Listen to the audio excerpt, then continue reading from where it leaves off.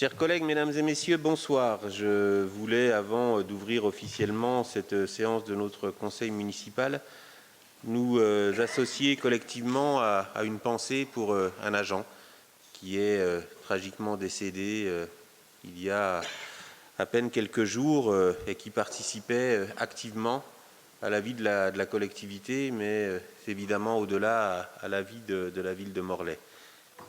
Et je voulais remercier tous ceux qui ont pu venir aux obsèques. Son épouse, sa compagne, a été particulièrement touchée de notre présence à ses côtés dans ce moment douloureux. Mesdames et messieurs, je vous propose que nous ayons une minute de silence en la mémoire et à l'hommage de Loïc Marquer, qui nous a tragiquement quittés.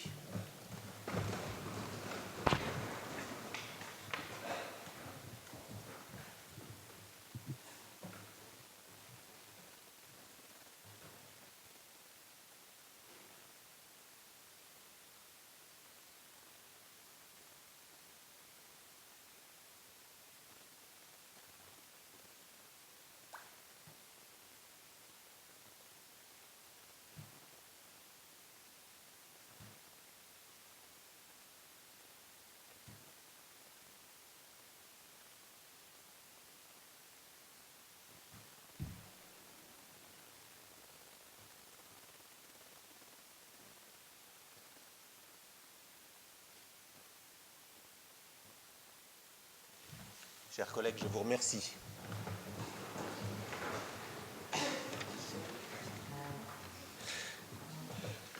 Je commence l'appel. Jean-Paul Vermeau, moi-même présent. Patrick Gambache. Présent. Catherine Tréanton. Présente. Yvon Laurence. Présent. Nathalie Barnet. Présent. André Laurent. Présent. Valérie Scatolin. Présent. Frédéric Laminotte. Présent. Laetitia Abili. Présent. Jérôme Plouzen. Présent. Françoise Keinec. Présent. Ismaël Dupont. Présent. Marie-Françoise Madec. Patricia Stéphan. Présent. Amada Zouberi a donné pouvoir à Ismaël Dupont. Élise Kérebel. Catel Salazar a donné pouvoir à Laetitia Abili. Henri Merlin Gaba Ngaba a donné pouvoir à moi-même. Ludivine Lemaine a donné pouvoir à Catherine Tréanton. Camille Thomas. David Guillaumard. Christelle Breton. Ali Azala. Jolane Faucheur. Eugène Davillers-Caradec. Anne-Yvonne Géréec. Marie Galouedec. Jean-Charles Poulica a donné pouvoir à Georges Oregan. Et Georges Oregan est présent. Alain Danielou. Sabine Duval-Arnoux a donné pouvoir à Thomas Deroux. Thomas présent. Et Fabrice Bellec. Je vous remercie. Patrick Gambache a accepté d'être secrétaire de séance pour ce soir. Je l'en remercie. Le premier point à l'ordre du jour appelle à l'approbation du compte-rendu du conseil municipal du 26 juin 2025. Y a-t-il des interventions sur ce compte-rendu? Oui, Georges. À proprement parler, je n'ai pas d'interrogation sur le compte-rendu. Par contre, j'ai des interrogations sur le retrait d'une délibération à l'ordre du jour de ce conseil municipal. Il s'agit de la délibération concernant le déploiement envisagé, prévu de la vidéoprotection. C'est une délibération, après une délibération qui a été vue en commission des affaires financières et générales financières le 9 septembre dernier, qui a reçu un avis favorable. Et nous avons vu, en préparant le conseil, qu'elle n'était plus à l'ordre du jour. On s'interrogeait sur le fait de savoir si c'était pour des raisons techniques, de délai et autres, ou si c'était plus largement pour des raisons politiques, ce sujet n'entraînant pas toujours une adhésion de l'ensemble de la gauche. Donc peut-être au sein de notre majorité municipale, mais on sait que c'est aussi le déploiement de la vidéoprotection est aussi un sujet qui peut crisper vos partenaires, qu'il s'agisse de LFI ou d'Europe Écologie. Georges, alors, voilà. Je vous invite, comme je l'ai déjà fait une fois, à user d'un droit qui est inaliénable à l'opposition municipale, c'est que quand vous avez des questions aussi longues, de les déposer par écrit. N'hésitez pas, puisqu'à chaque fois, ce n'est pas la première fois, vous interveniez sur des points qui ne sont pas à l'ordre du jour du Conseil. Et l'ordre du jour du Conseil qui vous a été envoyé est le seul qui fait foi. Alors, je vais vous expliquer l'histoire maintenant que vous avez posé la question. il n'y a pas de retrait de délibération puisqu'elle n'a pas été inscrite. Tout simplement que nous avons un petit travail depuis que la Cour des comptes a souligné que le conseil municipal délibérait quelquefois de manière non conforme au pouvoir qui avait été délégué au maire. Et depuis le mandat précédent, est délégué au maire le pouvoir de demander des subventions.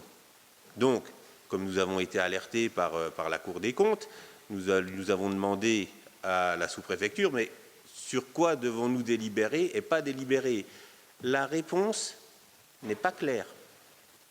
Normalement, puisque j'ai le pouvoir de demander des subventions et que ce pouvoir m'a été délégué, je ne dois pas faire délibérer le conseil municipal dans des demandes de subventions, sauf cas express régi réglementairement par différents ministères, comme l'ANS, comme cas express régi directement sur l'ADECIL et la DETR, où il y a une réponse ministérielle qui acte qu'il doit y avoir une délibération au dossier. Les demandes de subvention dont vous parlez étaient adressées au conseil départemental. Et ce cas d'espèce n'est pas réglé réglementairement. Donc, moi, je ne vais pas, une fois alerté dans un rapport, faire des actes qui pourraient être entachés d'illégalité. Donc, nous avons demandé la précision réglementaire.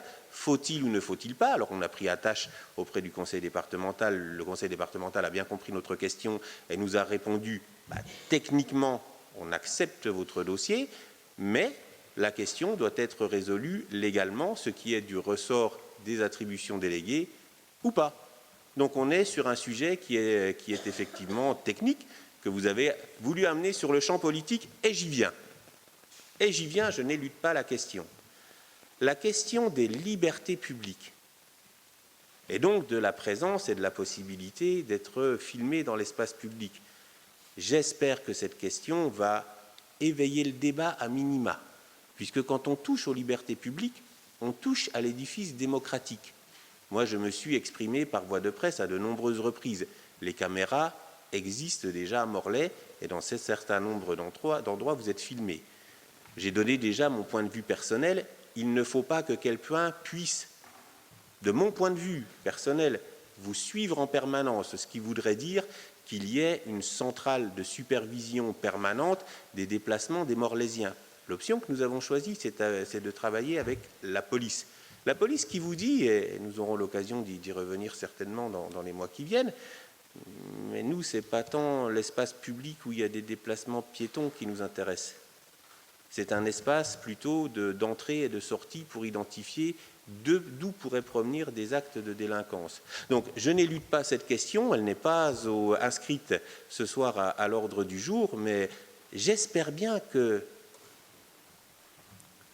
pour les temps qui viennent, la question des libertés publiques fasse débat, puisqu'elle est essentielle et que son équilibre est toujours à regarder d'extrêmement près. Donc ce soir, oui, on a besoin d'une précision technique qui n'entache pas les demandes que nous voulions faire, puisque nous avons, alors pour le coup, une incohérence entre l'expression d'un organe de l'État qui est la Chambre et le rapport dont nous avons déjà parlé, et les demandes qui peuvent nous être faites par des collectivités comme le conseil départemental, et nous sommes juste en train d'attendre la bonne réponse, à savoir si c'est bien une attribution déléguée du maire ou si c'est une nécessité de délibérer à chaque demande de subvention.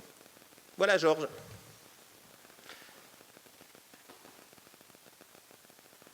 Et la prochaine fois que vous avez une question aussi longue, n'hésitez pas à nous la poser de manière la plus formelle possible. Donc, sur le compte-rendu, vous n'aviez pas d'intervention, puisque nous en étions à ce point. Y a-t-il des abstentions ou des oppositions? Je vous remercie. Le point suivant appelle aux décisions prises par délégation. Vous en avez la liste, et vous avez vu, elle s'est enrichie depuis quelque temps d'un minimum d'explicitation sur les attributions déléguées. Y a-t-il des questions? Oui, Fabrice. Ce bouton, ah, c'est bon. Je revenais par rapport au transport scolaire, notamment au niveau de Ploujean. par rapport aux arrêts de bus qui ont été supprimés. Je crois que vous avez eu une réunion il n'y a pas longtemps, je crois que c'était lundi soir, je crois, parole de quartier. Je ne sais pas, j'y étais pas, je ne sais pas quelle réponse vous avez apportée aux habitants concernant cette suppression des 4 arrêts de bus à Poujan. Bon, je vais le redire encore une fois. Vous avez des droits. Et si vous voulez aborder des questions qui ne sont non inscrites, vous avez un droit qui est régi par le règlement intérieur de poser des questions écrites. 48 heures. Je vous le dis, même nous, quand nous étions dans l'opposition, nous respections le règlement intérieur. Donc j'ai dit une fois à Georges que je voulais bien répondre à une question, j'ai rappelé à ce droit, mais j'invite l'opposition à respecter le règlement intérieur et à poser des questions en bonne et due forme. Pour la qualité du débat démocratique, nous avons reçu des parents. Les parents ont un rendez-vous prochain. J'ai rappelé qu'effectivement, la règle sur les transports s'appliquait à Morlaix comme sur l'ensemble du territoire et que quand nous avions une fréquentation du bus trop faible, extrêmement faible, des arrêts pouvaient être remis en question. Et c'est exactement ce qui s'est passé dans une analyse qui ne frappait pas spécifiquement Ploujean, mais qui a frappé, qui est la règle pour l'ensemble des lignes de bus. Donc nous avons pris des rendez-vous pour travailler de façon à la dentelle.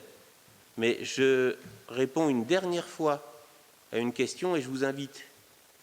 Alors il n'y a pas de dame de l'opposition ce soir, donc messieurs de l'opposition, à revenir à une pratique qui a été la nôtre, puisque j'ai siégé sur les bancs de l'opposition, et de respecter le règlement intérieur.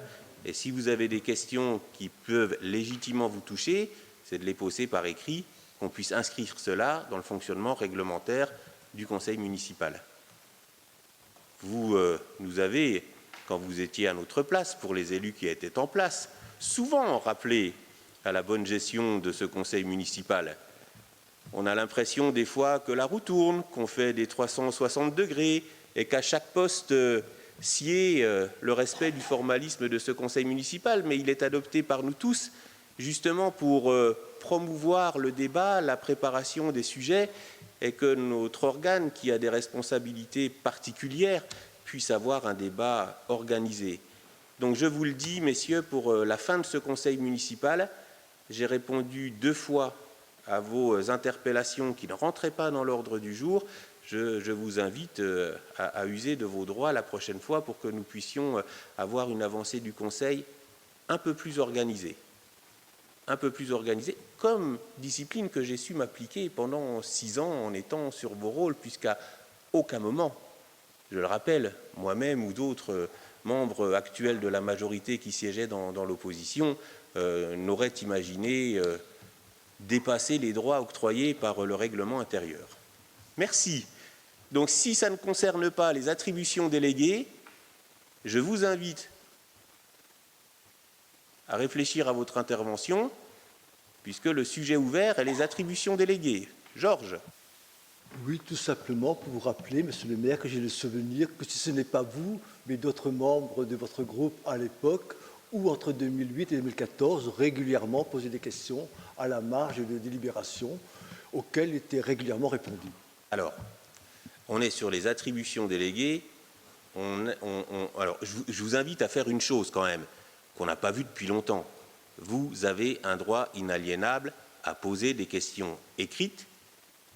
Le seul devoir, c'est de les déposer 48 heures à l'avance, donc jusqu'à mardi 18h30. Vous voyez, je suis très aidant, qui vous permettent d'aborder toutes les questions que vous désirez. Toutes les questions que vous désirez. Parce que, effectivement, et vous l'avez voté, notre organe est soumis à un certain nombre de règles, parce que là, notre organe a un certain nombre de pouvoirs, et un certain nombre de devoirs, et notamment le devoir de débattre. Donc je n'ai pas éludé vos questions. Je vous rappelle juste à la bonne organisation de la démocratie. Et je vous le dis avec, non pas avec malice, mais en ayant le même regard que vous, Georges, sur le passé. nous avons peut-être été des opposants mieux organisés que vous. En tout cas pour ceux qui sont présents dans cette salle. Et donc désormais, on va essayer d'avoir un débat réglé, posé, mais en tout cas organisé, et l'opposition dans l'organisation de ce débat doit y prendre sa juste part. D'accord ? Les attributions déléguées, s'il n'y a pas d'intervention, y a-t-il des abstentions ou des oppositions? Merci. Le premier point appelle à la présentation du rapport du mandataire, le mandataire étant la Sembrez. Je suis moi-même élu pour représenter la ville de Morlaix au sein de la Sembrez, société d'économie mixte, activateur des territoires de Bretagne, qui avait été créée pour un certain nombre d'entre nous, nous l'avons connue sous ce nom, la SEMAEB, et qui est chargée de mener un certain nombre d'opérations foncières et de réhabilitation, notamment les lycées, qui restent son gros marché pour le conseil régional, et dont le capital s'est ouvert à bon nombre de collectivités bretonnes, nous-mêmes étant actionnaires de la société à hauteur de 0,1% du capital et pour un montant exact de 14 905,80 €. Le document présente les opérations phares, donc les lycées. La Sembrez ne présente pas encore les opérations puisqu'elle a été choisie cette année comme concessionnaire de la concession d'aménagement de l'Udo du Dossen multisite rue de Paris et Rialto. Elle nous présente ses résultats financiers qui sont en nette progression puisqu'ils passent de 902 154 000 € à 1 234 878 000 €, et nous rappelle les orientations stratégiques qu'elle porte au sein de la société en résumant un bilan, mais je fais vite puisque vous avez eu l'entièreté du document, que malgré les incertitudes économiques et institutionnelles du contexte actuel, on en saurait dire de moins, la Sembrez affiche une bonne santé globale et une activité dynamique. Je l'ai dit, nous y participons en ayant retenu la Sembrez comme notre concessionnaire d'aménagement sur l'îlot du Dossède et qui confirme la solidité de son modèle et la pertinence de son positionnement, puisqu'effectivement, nous n'avions que 2 répondants sur la concession, qui étaient 2 sociétés d'économie mixte, dont la Sembrez, qui a été sélectionnée à la vue de la qualité de son offre. Chers collègues, avez-vous des questions sur le rapport de la Sembrez?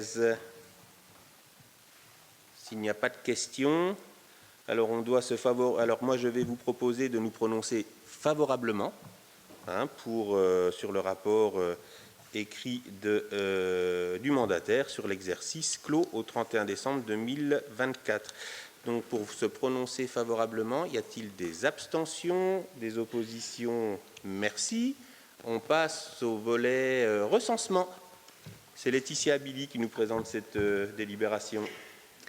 Oui, tout à fait. Donc, il s'agit de renouveler la prestation de la Poste pour la 3e fois. Donc, la Poste fait cette prestation pour nous. Ce sera cette année, alors du 15 janvier au 21 février 2026. La Poste fournit tout le matériel nécessaire à cette prestation, avec évidemment un agent de la ville qui supervise l'ensemble de cette prestation. Et donc voilà, ce sera pour cette année la somme de 14 400 € TTC, avec une dotation de l'INSEE de 2 921 €.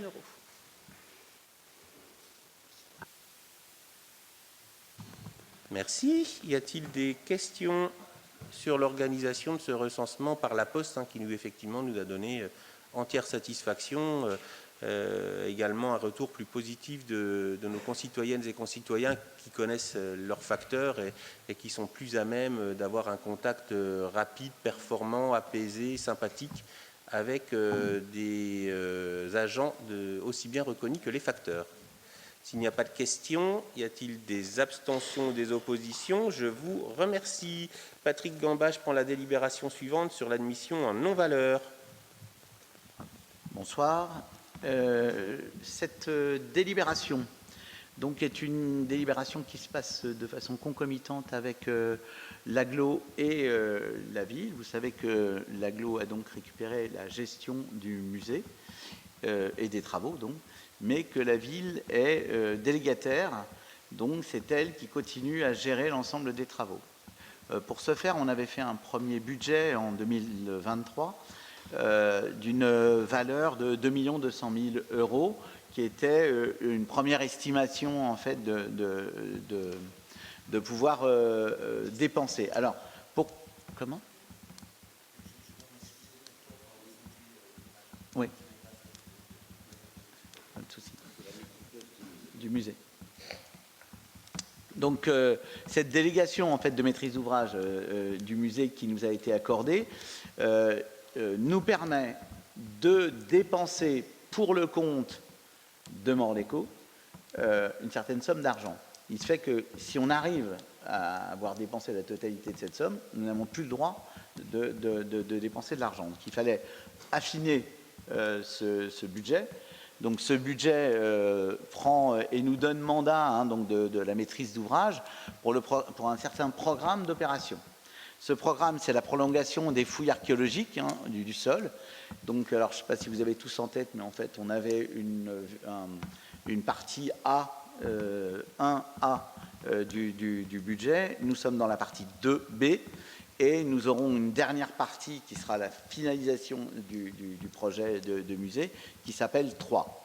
Donc, on a une maîtrise d'ouvrage programmée sur la prolongation des fouilles archéologiques. Vous savez qu'on a 2 niveaux de fouilles archéologiques, donc fouilles du sol en 2 phases, fouilles des murs, donc qui sont à peu près terminées aujourd'hui, donc qui ont révélé un certain nombre de choses qui vous seront exposées dans un certain laps de temps, puisque en fait aujourd'hui l'INRAP est en train d'analyser et de mettre en forme un gros volume de sources trouvées.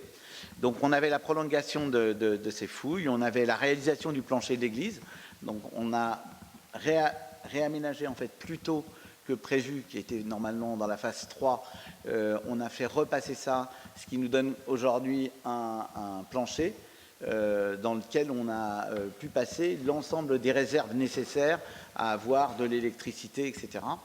Donc, première tranche, on a creusé, donc on avait du sol meuble. On a maintenant un sol correct qui nous a permis de poser l'échafaudage toute hauteur, pour ceux qui ont visité, toute hauteur, et donc cet échafaudage ne pouvait être posé que sur un sol stable, donc qui a été fait en amont. Et puis on a ensuite effectivement la partie clos et couvert. Donc là on en est là aujourd'hui. Donc une grosse partie du chantier, à peu près la moitié aujourd'hui, est réalisée. Donc il a fallu découvrir la couverture. Il a fallu travailler sur la partie de charpente. Donc à la fois analyser, puisque des chercheurs sont venus mesurer l'âge des arbres qui sont constituants de cette charpente, et nous avons aujourd'hui à peu près la moitié de la couverture qui a été refaite, et on est sur la partie lambris. Dans un deuxième temps, l'échafaudage va être démonté, repositionné à l'autre bout de l'église pour pouvoir faire la deuxième partie. Toute cette partie-là donc, sera terminée, on l'espère, à l'été prochain. Et donc, nous avons recalibré l'ensemble de cette réhabilitation. Et aujourd'hui, elle est revue donc, à 5 400 000 € TTC. Voilà. Et avec un cofinancement État-région autour de 50%. Voilà. Vous savez tout. Donc, là, le Morleco nous a donc d'un côté délégué cet argent. Et nous, ce soir, nous avons à voter l'acceptation de pouvoir continuer et d'accepter cette convention, et donc de pouvoir dépenser la totalité des 5 400 000 normalement prévus. Voilà. Donc ça ne coûte rien, entre guillemets, à la ville, on est bien d'accord, puisque c'est de l'argent qui nous est délégué et que nous dépensons pour le compte d'eux. Voilà, si c'est, je crois avoir été à peu près complet. Donc voilà, ce soir, on vous demande d'approuver le montant de la délégation, en fait, qui est remise à la ville. Merci. Y a-t-il des questions, Georges? Il va de soi que nous voterons cette délibération, parce que c'est un projet que nous avions lancé, puis qui avance malgré certains aléas qui ont pu avoir lieu. Compte tenu des différentes étapes du chantier et autres, est-ce qu'on a une idée un peu plus précise aujourd'hui de la date de livraison du musée des Jacobins? Ou est-ce que c'est encore trop tôt pour avoir une estimation? Bon, moi je fais la réponse sur les aléas. Ce n'étaient pas des petits aléas, hein. C'était des énormes aléas.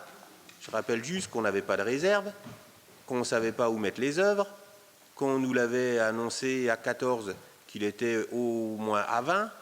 Hein. Alors, je me permets toujours sur cette question du musée, si vous m'interpellez, Georges, de rappeler que les aléas auxquels nous avons dû faire face étaient énormes.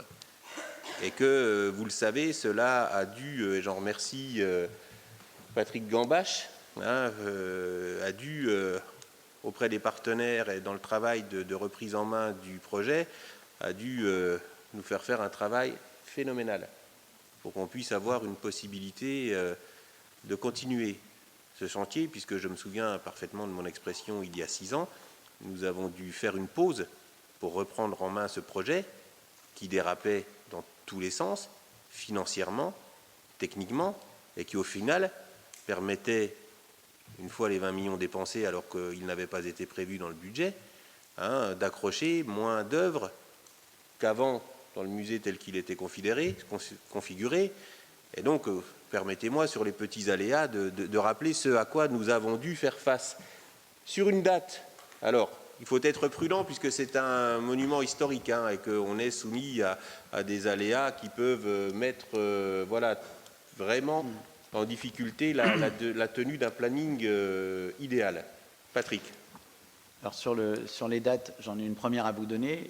La fin du chantier de la rénovation de la chapelle, hein, devrait avoir lieu, la remise à l'été prochain. Donc à l'été 2026, la chapelle sera complètement réhabilitée. Et il y aura en même temps, ce dont je ne vous ai pas parlé, qui est aussi là, la pose des nouveaux vitraux.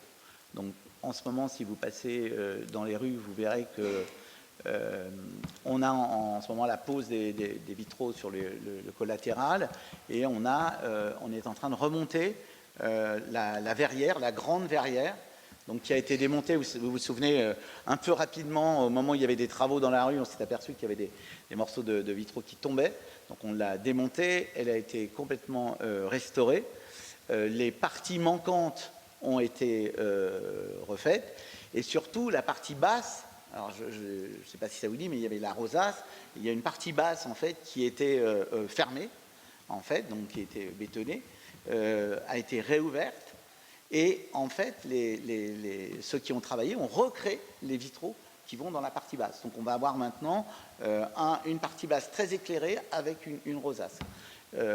Aujourd'hui, elle est faite à 80%.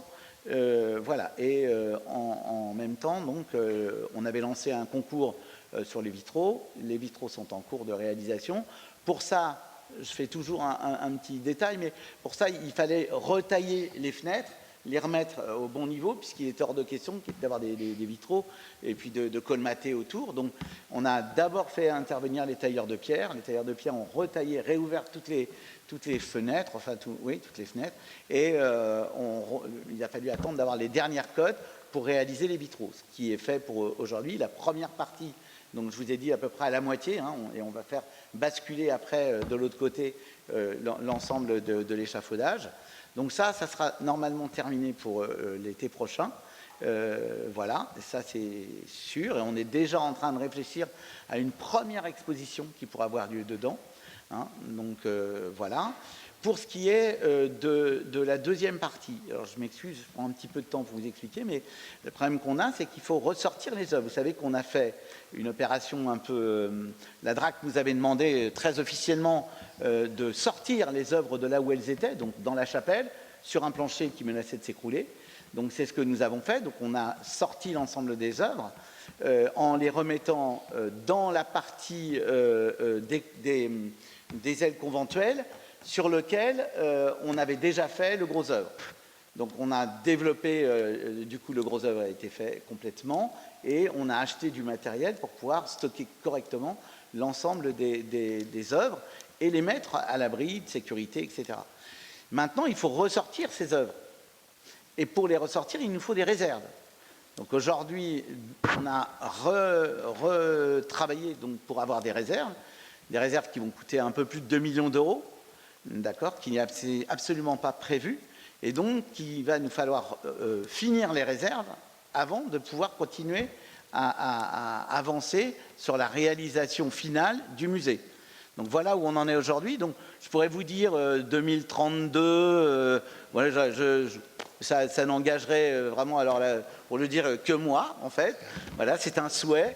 Mais en tout cas, il y aura nécessairement besoin d'avoir une solution pour les réserves définitives pour pouvoir continuer le projet. Voilà, je ne sais pas si j'ai été clair. Mais alors, pour voilà. ceux qui sont dedans, c'est très clair. Pardon. Ouais. Allez, permettez-moi d'être un peu taquin. Je rappelle juste que dès 2016, la DRAC interpellait officiellement la ville pour l'appeler à l'obligation d'avoir des réserves définitives pour le musée. Bon, on s'est trouvé à devoir traiter cette question. Pour en venir, les bonnes nouvelles. Hein, ouverture prochaine de l'église. Oui. Deuxième bonne nouvelle, Ouverture. puisque au-delà d'être un projet de musée, ça doit être un projet qui crée un parcours dans la ville autour de la question des beaux-arts, du fonds ethnographique. C'est également, et je vais demander de nous en dire 2 mots, l'ouverture de la salle des beaux-arts à la Manufacture royale des tabacs. Alors oui, dans quelques semaines, j'allais dire, sans doute courant octobre, on a une dernière, un dernier maillon en fait, voilà, qui est juste la question de la sécurité. Hein, donc il faut qu'on attende d'avoir notre assurance qui nous donne le feu vert en fait, comme quoi nous avons bien les termes, enfin le niveau de sécurité nécessaire pour qu'ils assurent les œuvres pendant qu'ils seront à la salle des Beaux-Arts. Donc la salle est terminée en fait. Il y aura une première exposition qui sera consacrée au trésor du musée de Morlaix, qui s'appelle Les Trésors. L'exposition est prête. Voilà, il n'y a vraiment plus maintenant, il y a 3 semaines pour pouvoir d'accrochage en fait pour que cette exposition puisse être ouverte, et on attendra donc d'avoir la dernière. Voilà, c'est pour ça que je vous dis courant octobre. À mon avis, ça sera la première semaine d'octobre ou deuxième semaine d'octobre. Voilà. Georges, ça me rajeunit de refaire l'histoire du musée. On se croirait presque approché d'une période de débat pour des élections municipales. Si vous le dites, monsieur le maire. Simplement, je ne crois pas avoir parlé de petits aléas. J'ai dit les aléas. Donc le terme petit, enfin, il faut vérifier, mais justifiez votre réponse un peu véhémente, monsieur le maire. Deuxième chose, s'agissant d'un bâtiment ancien, inscrit au monument historique, qu'il y ait des dépassements en termes de travaux et des retards. Je n'ai pas d'exemple à Morlaix et dans le pays de Morlaix et ailleurs en France où il n'y a pas, à part Notre-Dame de Paris, dans les conditions de reconstruction et de rénovation que l'on sait, où il n'y a pas eu ce type de retard et de dépassement de coûts. En restant à Morlaix, il suffit de voir les retards et les augmentations sensibles de coûts qui ont eu lieu lors de la rénovation de la Manu. Et on doit dire qu'à l'arrivée, à la Manu, c'est un très beau résultat, nonobstant les aléas divers de chantier et les augmentations de coûts. Je ne crois pas avoir souvenance, et vous connaissez, ça fait bientôt 20 ans que je suis impliqué dans la vie municipale morlaisienne, souvenir de tels désajustements sur d'autres chantiers en termes de budget annoncé et de budget final, sur d'autres équipements, même étant classés monuments historiques. Je me souviens même très bien, je disais, allons-y, revenons un peu en arrière sur les débats qui ont pu animer une autre période de campagne. C'est inscrit dans un de nos tracts. Ismaël et moi-même, nous n'avions vu qu'un seul budget à 14 millions TTC. Nous avions déjà dénoncé qu'il était fallacieux, qu'il n'engageait pas la création de réserves qui était pourtant demandée. Donc je vous le dis, j'entends les aléas. Effectivement, quand j'ai entendu aléas, je le répète, c'est plus des gros aléas. Je vais être très diplomate pour ne fâcher personne. C'était de vilaines cachotteries sur la réalité du budget. et une inadaptation très claire, et qui nous a été immédiatement dénoncée par les techniciens même, que ce soit de l'ADRAC ou les techniciens locaux, du projet du musée. Dont acte. Je ne vais pas refaire tout ce qui nous a occupés il y a déjà 6 ans. Mais à l'heure actuelle, et j'en profite vraiment pour le remercier une nouvelle fois, ce à quoi nous avons dû faire face, c'était une montagne. Et la montagne, je vais vous le redire, puisque je me souviens aussi d'un courrier de M. Jean-Luc Fichet, qui a engagé la ville à transférer un certain nombre d'équipements, puisque on parle aussi des finances de la ville. Vous voyez ce que induit le transfert de l'équipement? C'est aussi la prise en charge d'un certain nombre du montant des investissements. Et je vais vous le dire très directement, si nous avions dû faire face, seule ville de Morlaix, à ce niveau d'investissement, l'ouverture du musée, on ne l'envisagerait même pas, tellement le coût et le reste à charge pour la ville était élevé. Et donc, j'entends vos interrogations, j'y réponds bien volontiers. Et Patrick Gambache l'a fait de manière assez exhaustive sur votre question sur les prochaines étapes à venir. Mais voilà, pour la clarté et la transparence de notre débat, je me devais de rappeler ces éléments, puisque là, ce que nous sommes en train de voter et qui a été délibéré favorablement à Morlaix Communauté, c'est une autorisation de dépenses de 5 400 000 € pour continuer le chantier. Et je me rappelle de certaines réponses de la municipalité précédente auxquelles vous participiez, qui étaient de ne pas vouloir envisager ces transferts, qui étaient de les refuser formellement. Vous imaginez dans quelle situation financière nous serions si nous n'avions pas, au cours de ces dernières années, franchi ces différentes étapes? Je crois que le chantier, très honnêtement, pourrait être à l'arrêt. Puisque là, vous imaginez, nous parlons de 5 400 000 € d'autorisation de dépenses. Alors moi, je vous le dis honnêtement, il faut aussi parler de ce qui fait la qualité du musée. Et Patrick l'a redit dans la future exposition. Les trésors, le seul monnaie d'une collection publique de toute la Bretagne, le seul buste de Rodin en argent au monde, Géricault, Courbet, et bien d'autres. Je crois qu'il y a un point où nous nous rejoindrons, c'est la nécessité que nous avons de réoffrir, au vu des Morlaisiens et de tous les autres, la qualité d'un fonds culturel qui nous a été légué au cours de l'histoire et qui est d'une qualité fantastique. Parce que c'est ce que nous devons faire en responsabilité, et là je vous associe. Oui, le projet du musée est lancé, il ira à son terme. Parce que nous avons une nécessité qui nous a été d'ailleurs rappelée par l'État. C'est d'entretenir les œuvres, la question de la conservation, de l'offrir au vu du public. Parce que vous voyez le débat qu'il y a autour de la culture à l'heure actuelle. Beaucoup s'en saisissent pour dire nous faisons face à l'endettement, nous devons faire des économies. Et la première ambulance sur laquelle on tire, c'est celle de la culture. C'est ce qui fait le ciment d'une civilisation, le ciment d'une société. Donc, on pourra débattre encore peut-être des années sur le budget, sur le bâtiment. Ce que nous faisons est essentiel pour préserver ce trésor culturel qu'est le musée de Morlaix. André. C'est juste annexe, c'est pour vous dire que ce samedi et ce dimanche sont les journées du patrimoine, que si vous voulez voir le musée vivant, vous allez pouvoir assister au chantier, visite du chantier, visite des réserves. Vous pouvez aussi travailler le carton avec un pistolet à colle avec Charles Vergnol. Vous pouvez aussi voir le philosophe Yann Marchand qui va nous parler les origines de la beauté. Ça sera le thème de ça. Et vous avez les amis de Kerga qui présenteront les Mickey de Kerléna. Donc, et je crois. Et j'ai oublié Bertrand Mingui qui présentera aussi ce qu'il récupère sur le chantier pour en faire des œuvres d'art. Donc venez ce week-end au musée de Morlaix qui est ouvert à tous. Voilà. Oh, merci André.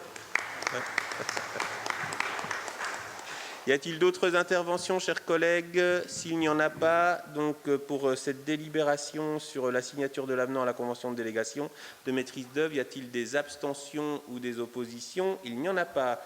Donc je me suis excusé auprès de Patrick parce que j'avais tourné 2 pages au lieu d'une. On arrive bien aux admissions en non-valeur. Moins culturel. Les admissions en non-valeur, vous savez que c'est les créances irrecouvrables, hein, donc voilà. Donc on a à chaque fois dans le petit tableau qui est en dessous, hein, les admissions en non-valeur, qui sont celles pour lesquelles on a encore un espoir de les récupérer, et les créances éteintes, bah, comme leur nom l'indique, ce sont des créances, donc il faut sortir de nos comptes, puisqu'on n'a pas de chance, aucune chance de les récupérer. Pour que vous compreniez bien comment ça fonctionne, en fait, nous émettons des factures. Ces factures-là sont envoyées, je pense aux familles, par exemple, sur la cantine, mais c'est un exemple parmi d'autres. Des familles, éventuellement, ne payent pas. Ce n'est pas nous, ce n'est pas la municipalité qui a le droit de venir réclamer ces factures, c'est la trésorerie. Et donc, c'est la trésorerie qui récupère donc, qui a à traiter ces factures et qui doit faire le nécessaire pour récupérer. Quand au bout d'un moment, elle ne les récupère pas, elle considère qu'elles sont éteintes et à ce moment-là, elle nous demande de faire le nécessaire et donc de passer en conseil municipal le fait d'accréditer que ces factures sont bien éteintes. Donc, vous avez donc à chaque fois admission en non-valeur. Donc, je vous dis en gros, pour le faire court, on a encore un espoir de récupérer cet argent, et on en récupère toujours une partie, hein, et les créances éteintes, donc qui sont celles que le trésorier considère qu'elles ne seront pas remboursées. Alors, on a fait le calcul pour donner une indication qui pourrait être un critère d'évaluation de ces créances éteintes, notamment. Hein, elles représentent 0,06% du budget. Hein, mais quand même, mais là, pour le coup, c'est bien effectivement une demande de la direction des finances publiques qui n'arrive pas à recouvrer celle-ci. Y a-t-il des questions? Georges? Juste une question, ça évolue comment? Ça se dégrade ou c'est une stabilité?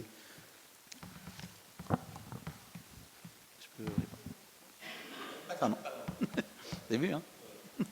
Non, en fait, on a une légère dégradation, hein, en fait, mais qui n'est pas excessive. En fait, on reste dans des proportions, hein, des 26 000 euros, par exemple, sur les admissions en non-valeur. On va dire qu'on a à veiller attentivement à ce qu'il n'y ait pas une dégradation. Alors, pour aller un petit peu plus loin, Catherine a travaillé sur cette question-là et on décidé d'être en anticipation, en fait, auprès des familles, de façon à voir très rapidement, notamment pour tout ce qui est scolaire, très tôt, avoir des informations pour pouvoir voir comment on peut éventuellement aider ces familles de façon à ce qu'elles puissent payer ou se faire aider si elles sont dans une passe difficile, etc., via le CCAS, de façon à pouvoir anticiper et éviter d'avoir une dégradation en fait, de ces admissions non de valeur notamment. Le travail qui a été mené, c'est qu'on voit, notamment pour les populations aux plus faibles revenus, hein, aux critères sociaux, des difficultés qui augmentent à payer des factures, même avec des tarifs pour nous qui sont faibles sur les repas ou sur les horaires de garderie. On voit bien qu'il y a une tension qui s'est faite beaucoup plus forte sur les ménages les plus pauvres de la ville. Donc on a travaillé aussi avec les finances publiques pour être alertés très tôt, puisqu'en fait, quand on avait émis le titre et que la finance publique émettait la facture, c'était parti et c'était devenu un traitement administratif. On a dit qu'il faut absolument remettre de la capacité de traitement social dans cette démarche très administrative. Ben, vous avez une facture, soit vous la payez, soit vous avez la première lettre de rappel. Et nous étions exclus d'un certain nombre d'informations pour être sûr qu'on puisse déclencher notamment un contact avec les travailleurs sociaux du CCAS pour rétablir au plus vite la situation. On a trouvé les voies possibles pour que les finances publiques nous alertent très rapidement dès le non-paiement de facture. Parce que sinon, il pouvait se passer des mois. Catherine. Donc, moi, ce que je veux dire, c'est qu'on ne fournit pas uniquement des aides. On fournit aussi un accompagnement. C'est-à-dire, par exemple, quelque chose comme un accompagnement à la gestion des budgets, qui vont au-delà que du simple don, du simple effacement des factures. C'est important aussi de faire preuve d'éducation et de pédagogie auprès des populations. Merci Catherine. Oui, Georges? Juste une petite question, parce qu'un nouveau système a été mis en place pour les tarifs, à savoir le quotient CAF et non plus le quotient ville de Morlaix. Est-ce que ça permet d'accompagner au mieux les situations des familles en difficulté? Donc,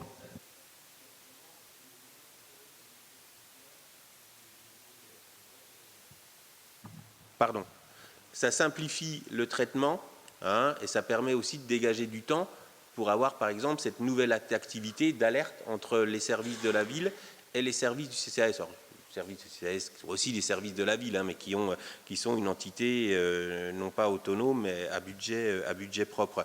Donc oui, ça donne plus de lisibilité. Déjà, on évite la paperasse. On parle souvent de simplification. Maintenant qu'on a la convention avec la CAF, il suffit que la personne accepte qu'on interroge la CAF pour avoir directement l'ensemble des éléments et de calculer le quotient. Donc il y a une facilité beaucoup plus grande. 2, ça permet aussi de dégager du temps administratif, notamment pour cet accompagnement social et ce bon pont qu'on fait désormais avec le service des affaires scolaires et le CCAS. Parce qu'on voit bien que parce que quand on laisse les situations durablement se dégrader, on arrive trop tard pour les rétablir. Et qu'une intervention très tôt à la moindre difficulté, et on a vraiment un enjeu à intervenir très tôt, permet plus aisément de rétablir les situations. Par contre, il faut le dire, on a une dégradation nette de la pauvreté sur la ville, mais c'est une tendance nationale. Hein, alors, elle est plus forte sur les villes-centres, parce que, je le rappelle toujours, hein, nous accueillons 50% des HLM du territoire sur la ville. Donc il y a une population qui structurellement est plus faible financièrement. Et il faut y dire le mot, est plus pauvre, parce qu'il faut redire les mots tels qu'ils sont. Hein. Et là, pour le coup, oui, on a des difficultés qui sont plus fortes en termes de volume. Donc on avait vraiment un intérêt à gagner beaucoup de temps sur la première intervention, et ce n'est pas toujours de l'aide financière directe. Hein, on a des conseillères en économie familiale, c'est aussi revoir une structuration de budget, mais l'appauvrissement des Morlaisiennes et des Morlaisiens les plus pauvres est une réalité. Mais je parle des plus pauvres, quand on voit le décrochage de la classe moyenne, puisqu'on a un certain nombre de données par l'ADEPA, hein, l'agence de développement à laquelle on adhère sur les enquêtes de l'appauvrissement de la population, c'est extrêmement inquiétant. Mais quand on est déjà tout en bas, un coup de plus en termes d'appauvrissement, c'est catastrophique. Catherine, tu voulais ajouter quelque chose ?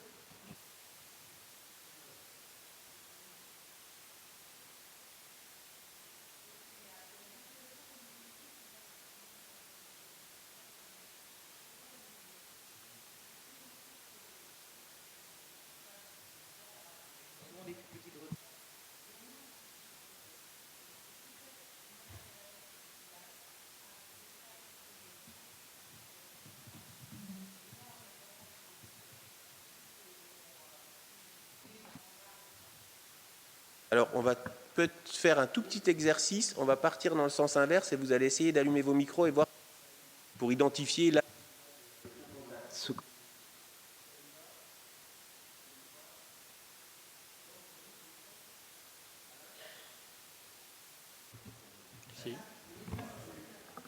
Le mien s'allume. Et donc, c'est le grand fil qui est déconnecté.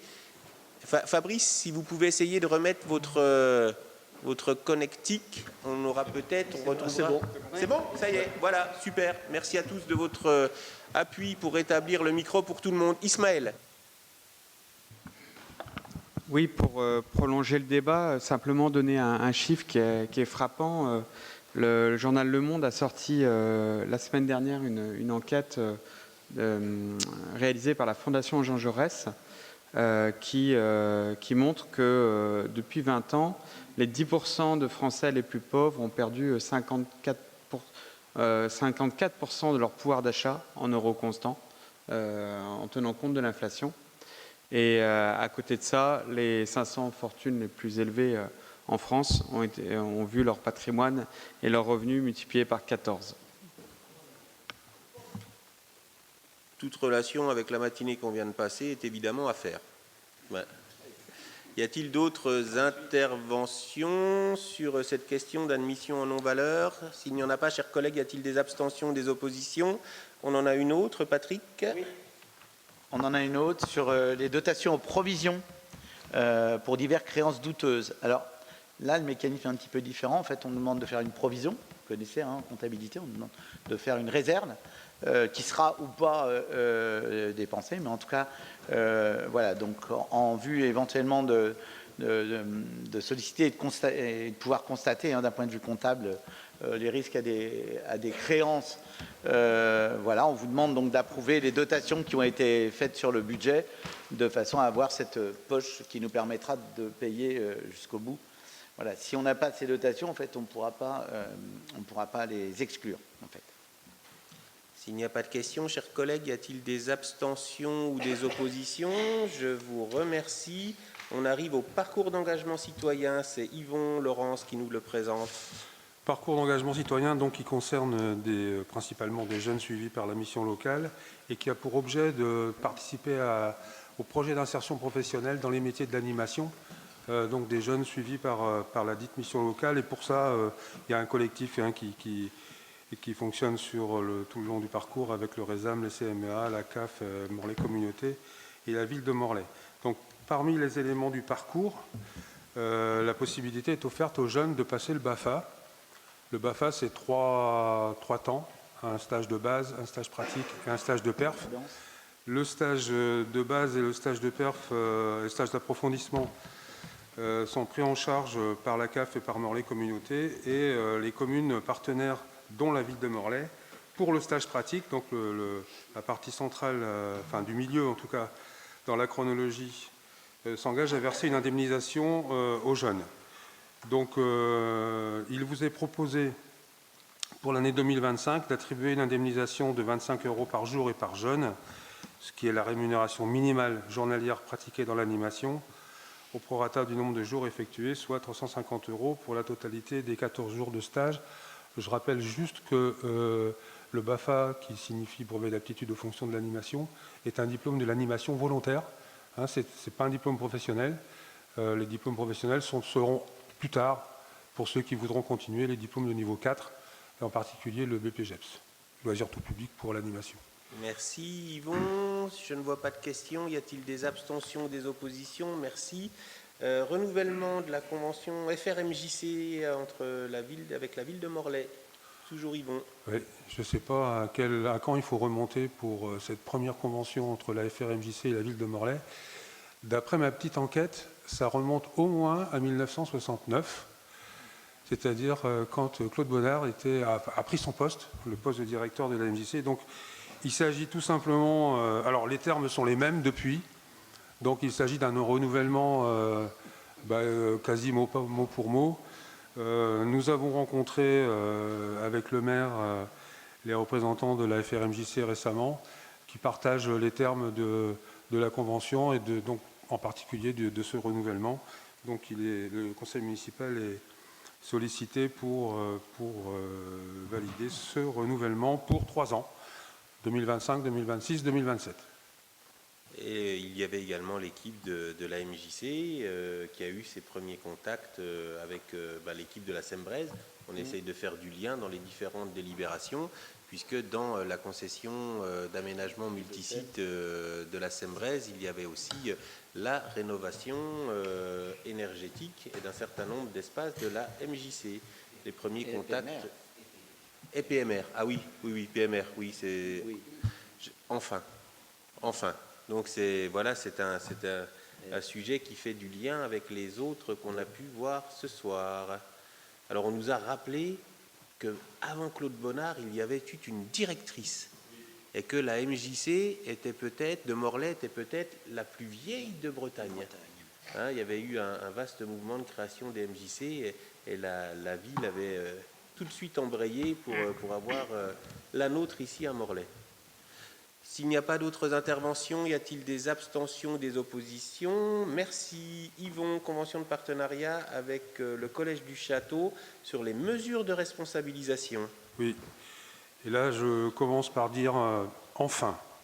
Enfin, on y arrive, c'est-à-dire que les collégiens qui font une bêtise, ça arrive, hein, qui se retrouvent exclus 3 jours ou 8 jours, et ben, au lieu de rester à la maison à rien faire ou de traîner dans la rue ou je sais pas quoi, enfin, on arrive à mettre en place une structure, une collaboration entre la ville et l'établissement scolaire pour prendre en charge, pour évidemment souvent des mini-stages de citoyenneté, d'apprentissage de la responsabilisation, de l'autonomie, etc.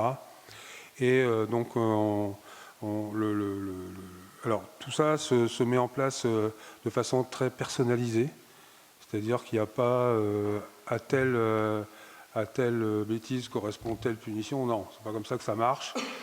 Il y a un travail préparatoire pour chacun des élèves concernés entre l'établissement et la direction, en particulier des affaires scolaires de la ville, pour adapter le parcours personnalisé qui sera proposé aux jeunes dans le cadre de sa mise à l'écart de l'établissement. Donc voilà, donc le conseil municipal est sollicité pour valider tout simplement cette convention de partenariat entre le Collège du Château et la ville de Morlaix. Georges ? C'est juste une question. Le Collège du Château accueillant également notamment des élèves de Plourin et Morlaix, est-ce que ce type de convention existe avec la commune de Plourin ou est-ce que c'est vraiment le lieu d'implantation du collège qui joue? Enfin, c'est une interrogation. Yvon ? C'est une bonne question. C'est une bonne question. Moi, Non, mais moi, ce que j'ai compris de la question, c'est est-ce qu'un élève qui serait au Collège du Château, mais qui serait de Plourin, serait pris en charge ou pas? C'est ça la question. Et de savoir que tous les élèves concernés soient pris en charge, c'est très bien. Simplement, savoir si ce type de convention peut exister aussi avec la commune de Plourin, qui est une des grosses pourvoyeuses d'élèves au château. C'est une interrogation. À notre connaissance, il n'y en a pas. Donc on peut pas vous informer plus avant, mais non, on n'a pas connaissance d'autres conventions. Je crois qu'on est les premiers à la signer. C'est une vraie question quant à l'accueil d'élèves de Plourin.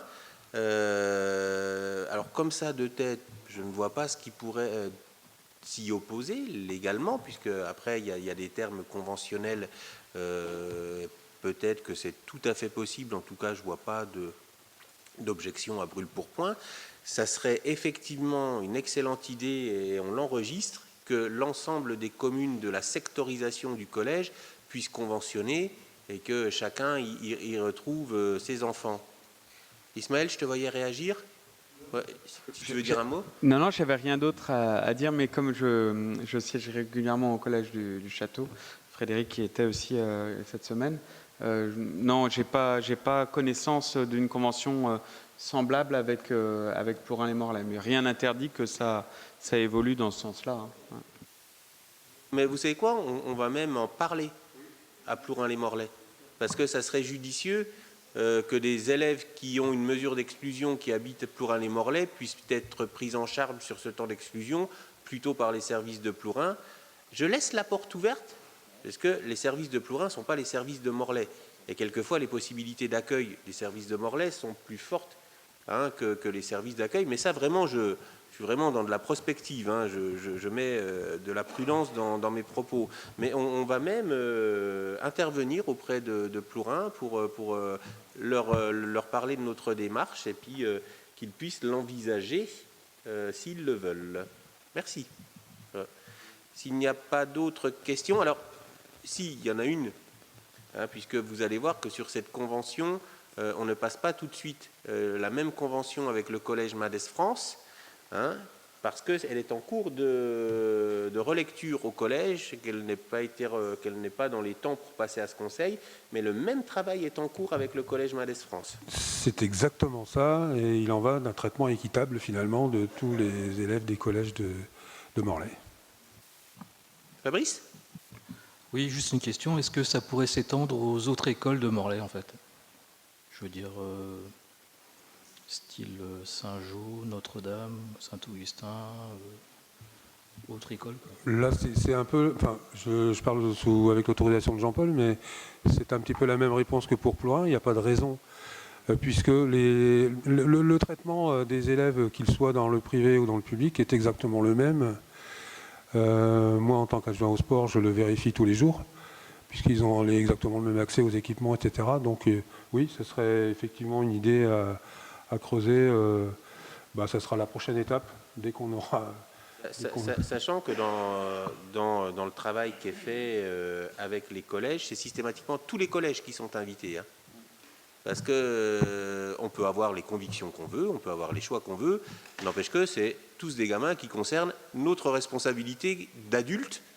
Et je parle d'adultes, puisque l'éducation d'un enfant, ce n'est pas que la responsabilité d'une école, d'un parent ou d'un conseil municipal, c'est aussi une responsabilité collective que nous devons assumer auprès de l'ensemble des enfants. Donc la réponse est que oui, tout à fait, et que si un collège, en voyant cette délibération, pouvait être intéressé, le travail peut tout à fait se faire, puisque là, pour le coup, il s'agit de bien accompagner les élèves qui, à quelques moments, pour diverses raisons, peuvent se retrouver dans un système de sanctions qui est légitime.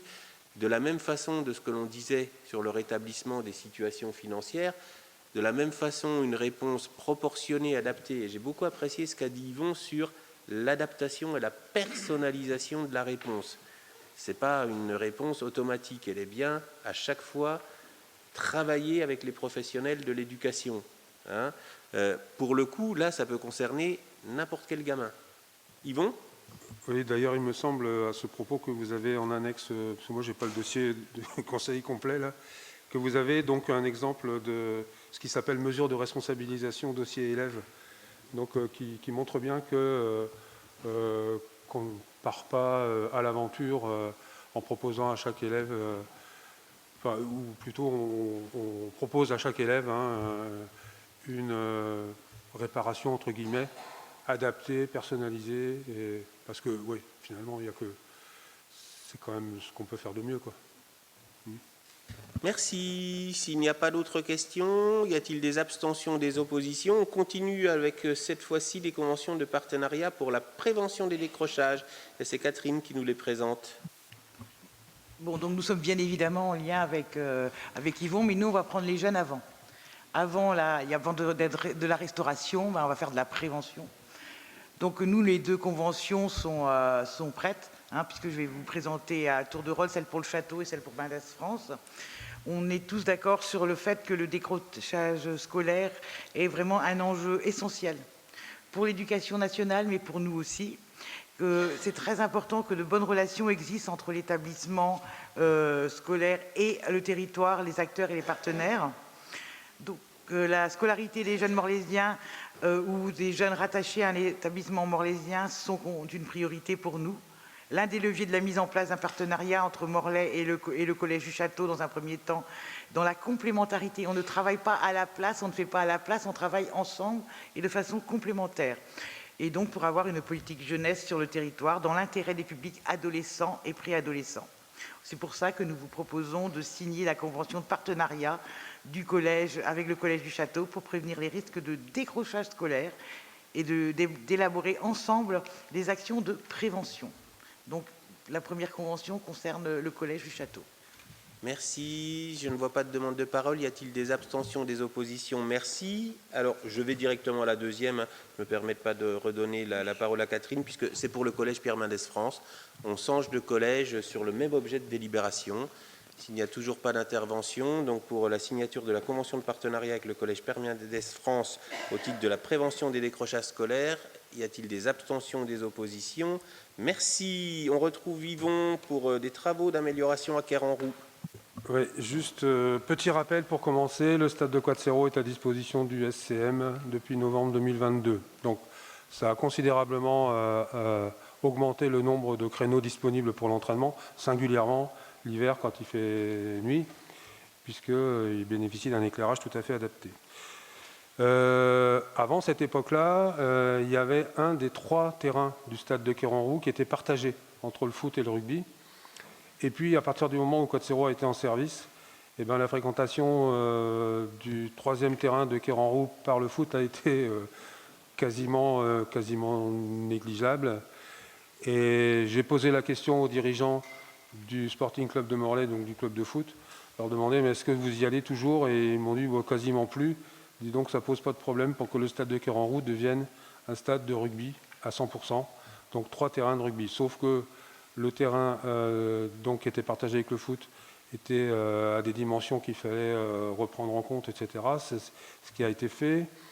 La Coupe du Monde de rugby a généré quelques recettes supplémentaires qui ont permis à la fédération de nous fournir des perches, hein, les poteaux de rugby, donc qui sont en place sur le 3e terrain. On a encore un petit peu de travaux à faire, mais justement, on arrive à la délibération, puisque il s'agit d'autoriser le maire à signer une demande de subvention à l'Agence nationale du sport pour terminer les travaux d'aménagement de ce terrain avec des reprises au sol, la pose d'une main courante. Vous savez que les mains courantes autour des stades, maintenant, elles sont réglementées. C'est-à-dire qu'on ne peut plus conserver des mains courantes qui sont en béton, là.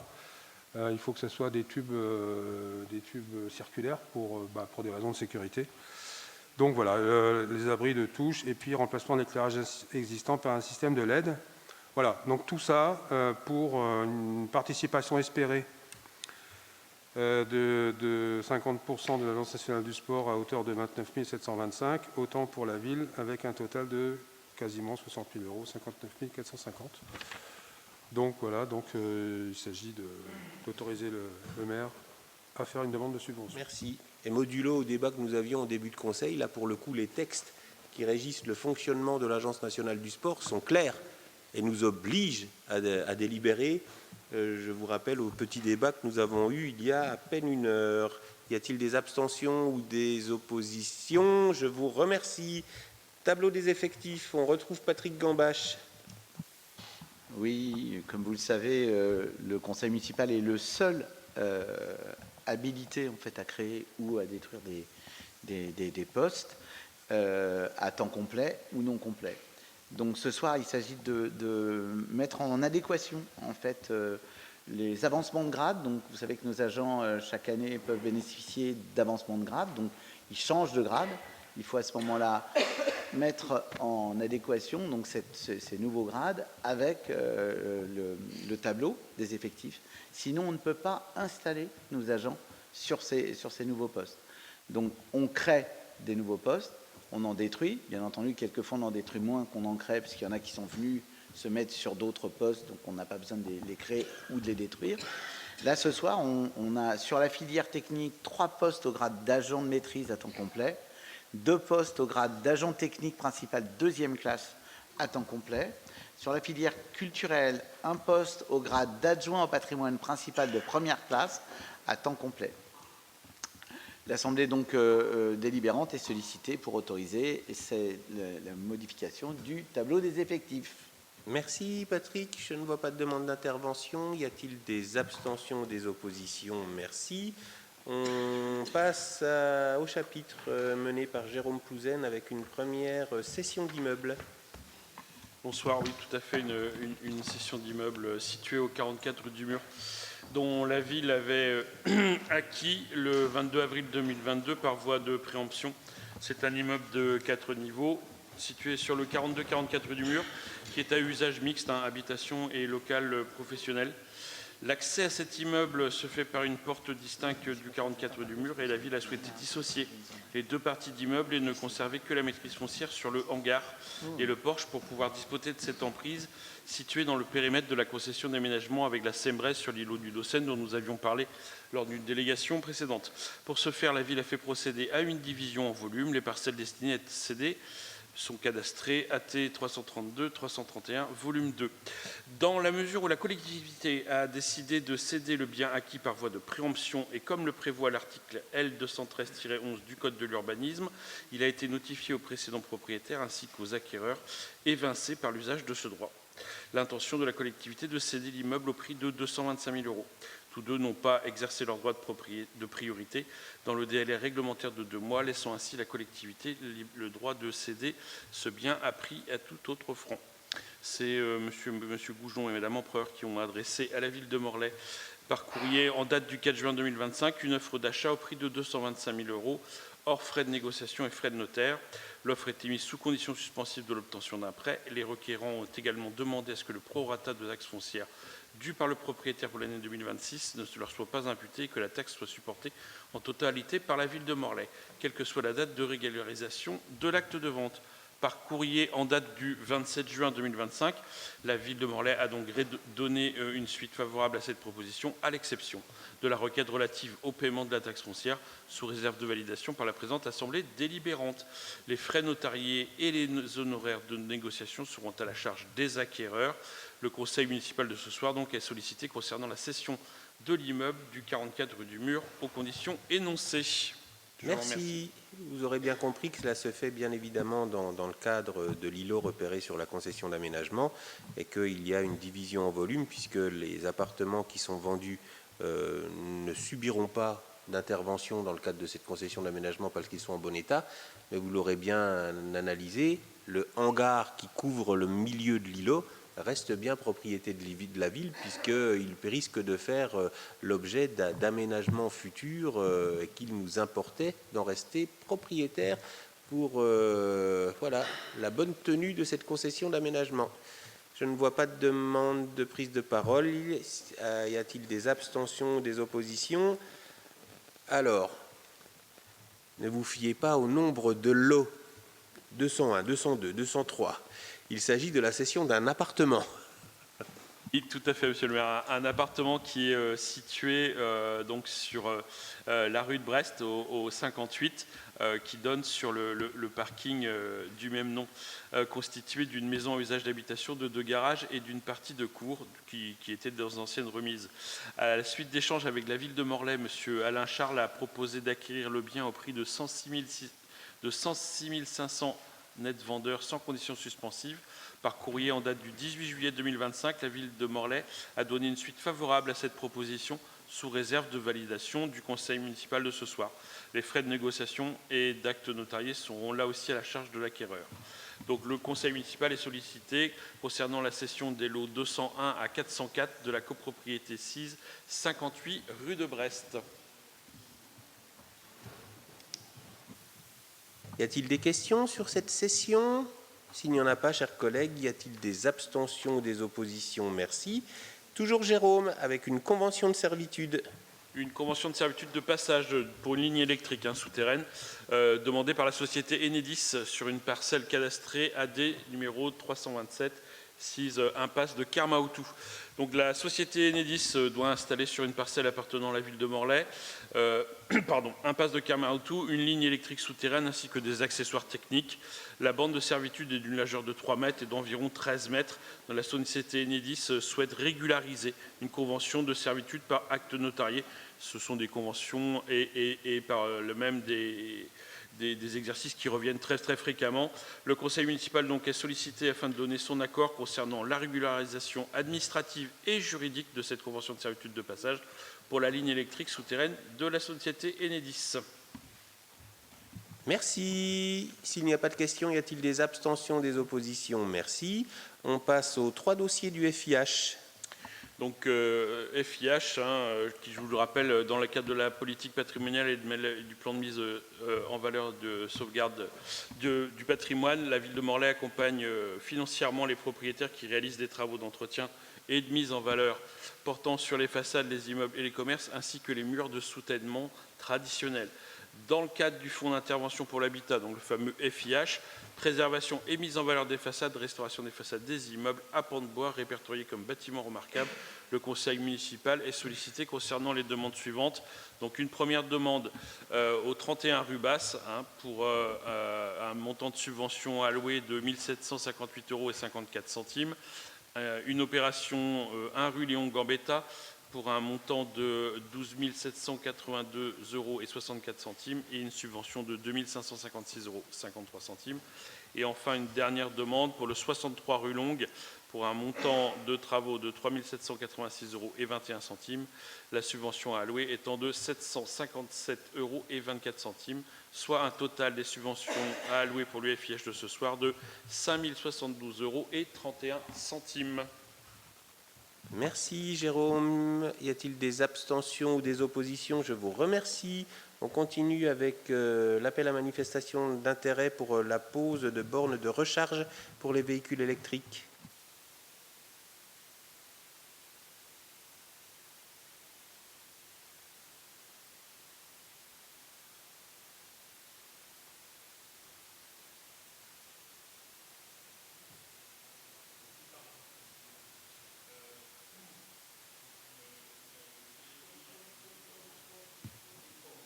Une AMI pour le déploiement d'infrastructures de recharge, donc pour des véhicules électriques. C'est une convention qui autorise l'occupation temporaire du domaine public, ce qu'on appelle une AOT, en vue de l'exploitation de 3 stations de recharge, donc des bornes de recharge pour les véhicules électriques sur le territoire communal. Dans le cadre de la politique de transition énergétique et de soutien à la mobilité durable, la ville de Morlaix a lancé un appel à manifestation d'intérêt pour la construction, l'exploitation, la maintenance et la gestion de 3 stations de recharge ouvertes au public.